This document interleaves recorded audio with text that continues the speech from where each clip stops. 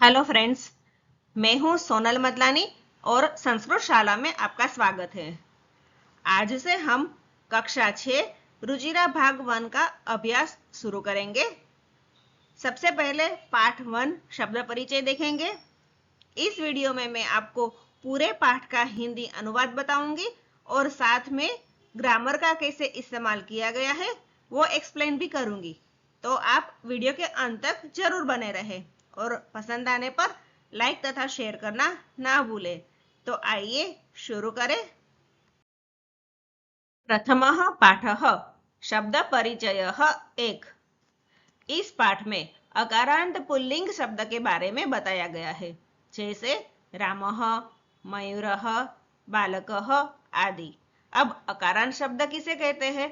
तो जिस शब्द के अंत में अवर्ण आता है ऐसे शब्द को अकारांत शब्द कहते हैं। जैसे राम शब्द में अंतिम वर्ण है म, जो हलंत म प्लस अ से बनता है, अर्थात अंतिम वर्ण अ है।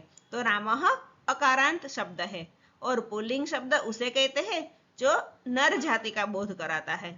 इस तरह रामः, मयूरः, बालकः आदि अकारांत पुल्लिंग शब्द है। इसके अलावा इस पाठ में कुछ सर्वनाम का भी यूज हुआ है, जैसे एषः, इसका मतलब है यह। सह, इसका मतलब होता है वह। एतो, जिसका मतलब होता है यह दोनों। तो, जिसका मतलब होता है वह दोनों। एते, जिसका मतलब होता है यह सब। ते, जिसका मतलब होता है वे सब। ये सर्वनाम देखकर आपको पता चल ही गया होगा कि संस्कृते त्रीणि वचनानि भवन्ति, अर्थात संस्कृत में 3 वचन होते हैं, एक वचन, द्विवचन और बहुवचन। जब एक ही व्यक्ति या वस्तु की बात होती है तब एक वचन का यूज होता है। 2 व्यक्ति या वस्तु की बात हो रही हो तब द्विवचन का यूज होता है और 2 से ज्यादा व्यक्ति या वस्तु की बात होती हो तब बहुवचन का यूज होता है। इस तरह एषः एक वचन का रूप है, एतो द्विवचन का रूप है और एते बहुवचन का रूप है। ऐसे ही सह, तौ, ते यह भी एक वचन, द्विवचन और बहुवचन के रूप है। पाठ के शुरुआत में एक पिक्चर दिया गया है जो ग्लास का है, जिसको संस्कृत में चषकः कहते हैं।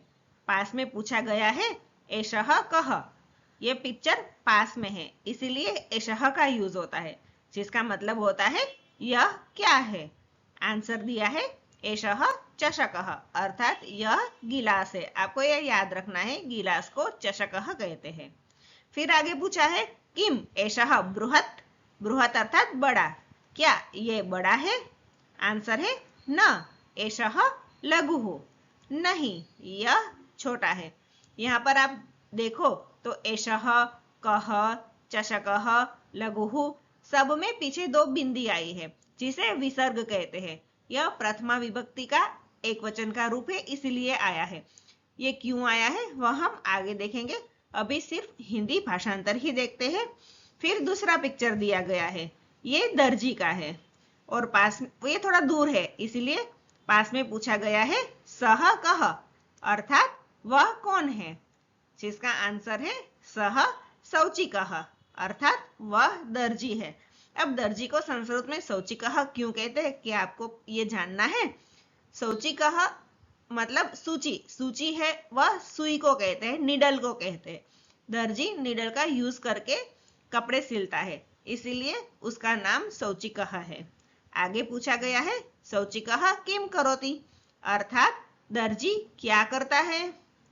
किम सह खेलति, अर्थात क्या वह खेलता है या फिर खेल रहा है।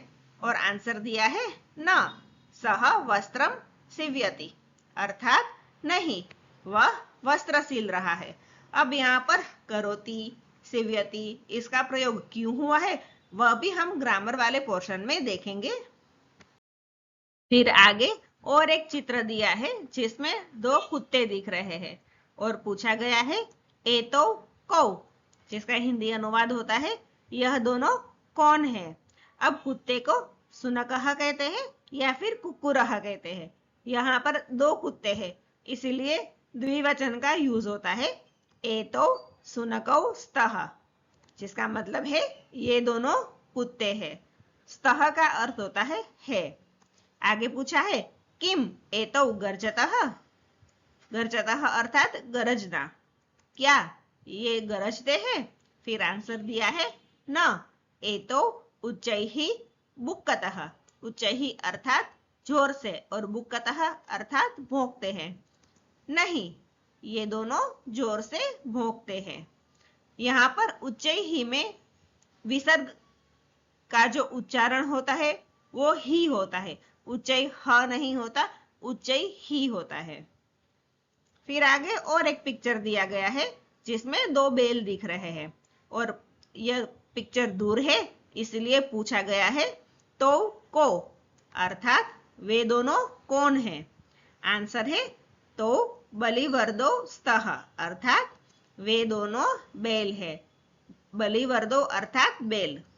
किम तो धावतः, क्या वे दोनों दौड़ रहे हैं? आंसर दिया है न तो क्षेत्रम कर्षतः, नहीं वे दोनों खेत जोत रहे हैं। ये दोनों पिक्चर द्विवचन के हैं, यह आप थोड़ा ध्यान में रखो। नेक्स्ट पेज पे और एक पिक्चर दिया गया है, उसमें थैले दिखाए गए हैं जो 2 से ज्यादा है, 4 है, इसलिए यहाँ पर बहुवचन के रूप का प्रयोग होगा।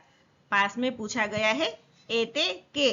एते यह एषः का बहुवचन का रूप है, एषः एतो एते, तो एते आएगा, जिसका हिंदी अनुवाद है ये क्या है? आंसर दिया है एते स्यूताः सन्ति। थैले को स्यूता कहते हैं और बहुवचन है इसलिए स्यूताः। इसका अर्थ होता है ये थैले है। फिर आगे पूछा है किम एते हरितवर्णाः। हरितवर्णाः अर्थात हरे रंग का, क्या ये हरे रंग के हैं? आंसर दिया है नहीं, एते नीलवर्णाः सन्ति अर्थात ये नील नहीं, ये नील वर्ण के हैं।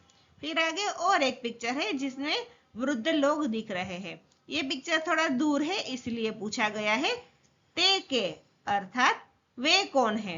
आंसर दिया गया है ते वृद्धाः सन्ति अर्थात वे वृद्ध है। फिर आगे पूछा है किम ते गायन्ति, क्या वे गा रहे हैं? आंसर दिया है नहीं, ते हसन्ति अर्थात हंस रहे हैं, नहीं वे हंस रहे हैं। गायन्ति का अर्थ होता है गा रहे हैं और हसन्ति का अर्थ होता है हंस रहे हैं। यहाँ पर पाठ कंप्लीट होता है, लेकिन संस्कृत को इजीली सीखने के लिए कुछ चीजों को ध्यान में रखना आवश्यक है, जिसे हम पॉइंट टू बी नोटेड में कवर करेंगे। जैसे कि इस लेसन में 3 सेंटेंस आए हैं, एषः चषकः, एतौ शुनकौ स्तः, एते स्यूताः सन्ति। इन तीनों सेंटेंस में एषः एक वचन का रूप है, इसलिए साथ में चषकः भी एक वचन का ही रूप है। एतौ द्विवचन का रूप है और साथ में शुनकौ भी द्विवचन का रूप है। एते बहुवचन का रूप है और साथ में स्यूताः भी बहुवचन का ही रूप है।